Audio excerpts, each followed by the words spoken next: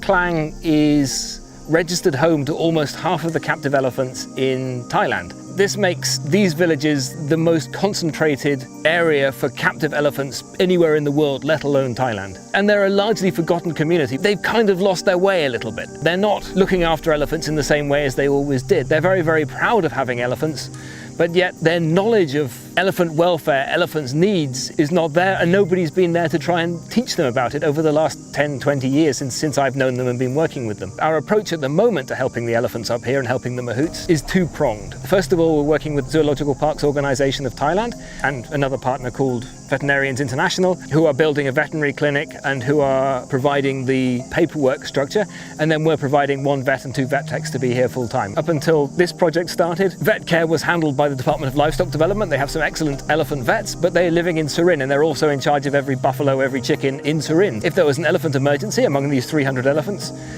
they would come when they could, they would give excellent care, but they would not be able to be there to give preventative medicine or react quickly.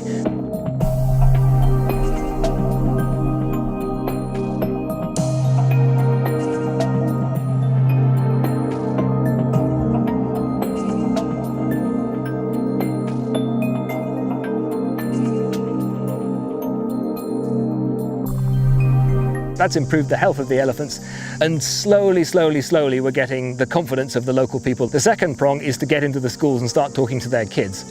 A lot of the boys will follow their fathers into being mahouts, looking after elephants, and a lot of the ladies will end up marrying mahouts and therefore being in charge of the household. All the kids will go through the same high school.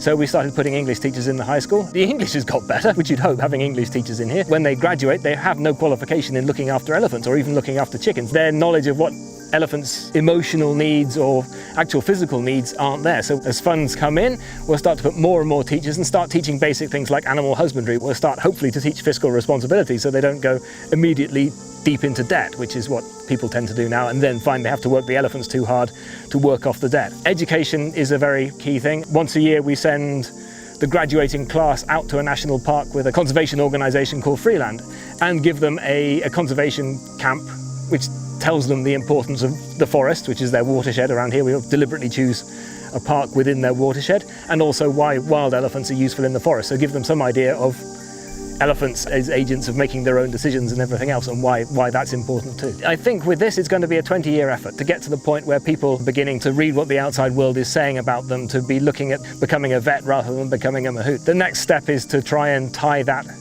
somehow to welfare, as we have in the Golden Triangle. We don't really need you to understand why we want you to give elephants more exercise or why we want you to stop hitting your elephants, but what we want you to do is stop doing it in return for the decent vet care. And we've already been running workshops throughout Southeast Asia teaching different mahout communities how to use scientific positive reinforcement techniques in dealing with their elephants day to day. We have had a proof of concept up here in the village. Several mahouts came and they gave us the most untrainable elephants, the ones they thought were going to be the ones that really be impossible, and within 3 days of positive reinforcement training on a 15-year-old bull elephant who started by attacking the wall, attacking everything, we were able to start giving him foot care for the first time in his life. So we've proved it's possible. The next step is to get a full workshop going up, and then we'll tie the benefits of the things that we can provide to the fact that they learn and use these techniques.